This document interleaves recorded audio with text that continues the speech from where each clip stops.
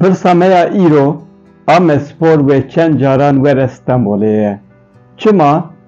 Ji ber ku piştî Amedê, piştî navendê temaşevanên Amesporê herî zêde li Stenbolê hene. Loma jî girîng e wê Amespor çend maçê xwe li Stenbolê bilîze û wê li Kuderê bilîze.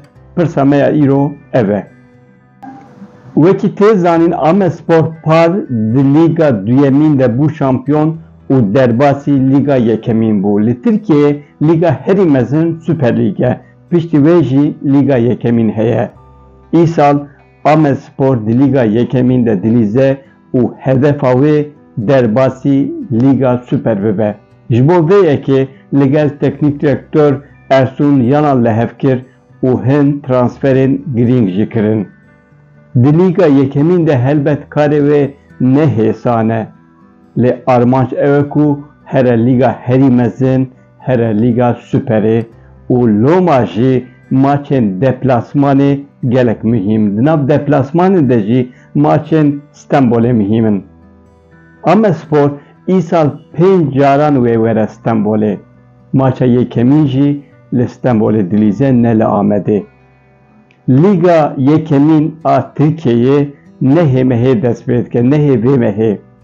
Amespor jî 11 mehê li Stenbolê li gel Fatih Karagümrükê ve bilîze. Baş e, maçê din kengê û li gel kîjan tîman wê bilîze em li wan jî mêzekin. Li gorî fikstûra Lîga Yekemîn ji bilî maça Fatih Karagümrükê maçên din sala pêşiya me li Stenbolê têne lîstin yên Amesporê. 26 Rêbendanê yani meha Yekemîn a 2025 wê li gel İstanbulsporê bilîze. Meha Adarê de du maçên Amesporê li Stenbolê hene. Dudoyê Adarê li gel Esenler Erokspor û nehê Adarê jî li gel Pendiksporê ve bilîze. Amespor maça xwe ya din a li Stenbolê wê 27 Nîsanê yani 27 Avrêlê li gel Ümraniyesporê bilîze. Maçên Stenbolê mühîm in. Lê ev jî mühîm e. Li Tirkiyeyê di Lîga Süper û Lîga Yekemîn de kesên ku paso lîgê wan tune be nikare herin maçan temaşe bikin. Ev teqeze ne mesela nîqaşê ye loma jî temaşevanên Amesporê berî ku lîg dest pê bike divê amadehiya xwe bikin.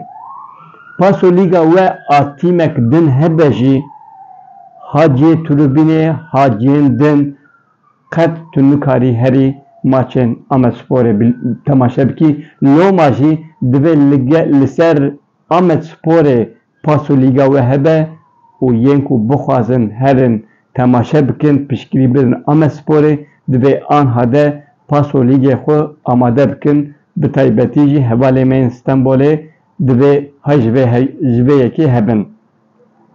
û xeynê vê tiştekî din heye li Tirkiyeyê maçên TFF Lîga Yekemîn TRT Spor û Bein Spor belav dike.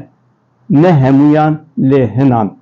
Maça Yekemîn a Amespor ya li gel Fatih Karagümrükê jî TRT Spor wê yekser belav bike. Bila bêzanîn 11 mehê saet 7:15 de maç dest pê dike. Em anha de serketinê ji bo Amesporê dixwazin.